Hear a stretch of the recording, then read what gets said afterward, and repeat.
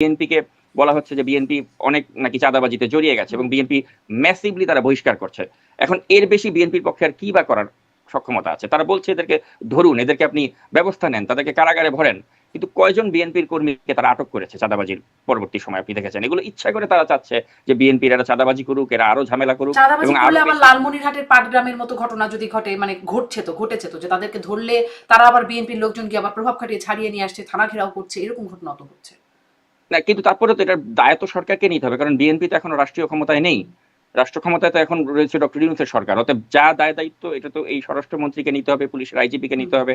আমি তো মনে করি না যে পুলিশের আইজিপি সে বিএনপির পন্থী কোনো মানুষ, এবং তার আইডেন্টিটি নিয়েও তো আমরা জানি যে তিনি কোন দলকে বা কোন রাজনৈতিক দলকে তিনি ফেভার করছেন। কোন তো রাজনৈতিক সেক্ষেত্রে দলকে ফেভার পুলিশের করছেন?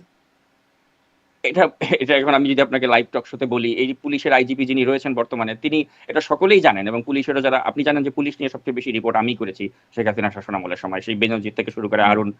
তো আমার কাছে সবচেয়ে বেশি তথ্য আমার কাছেই থাকে।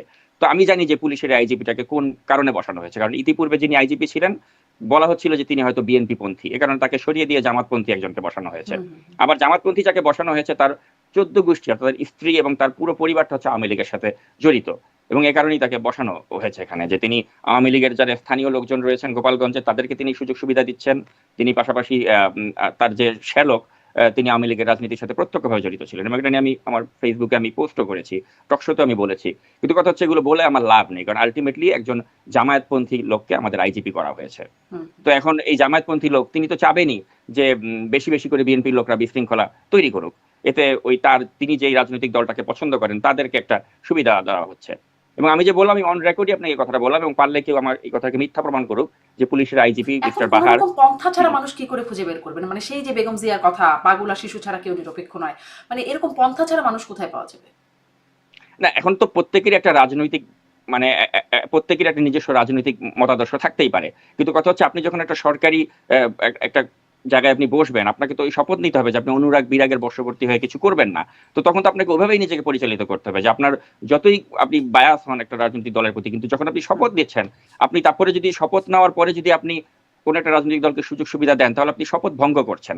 এটা শপথ ভঙ্গ করার অপরাধ। যেমন ডক্টর মোহাম্মদ ইউনূস, তিনি শপথ নিয়েছিলেন যে আমি অনুরাগ বিরাগের বশবর্তী হয়ে কিছু করব না, কিন্তু তিনি তো অত্যন্ত মাত্রায় তিনি অনুরাগী এই এনসিপি বা এই কিংস পার্টির প্রতি, আবার অত্যন্ত বিরাগ তার বিএনপির প্রতি, কারণ বিএনপি কেন নির্বাচন চাচ্ছে।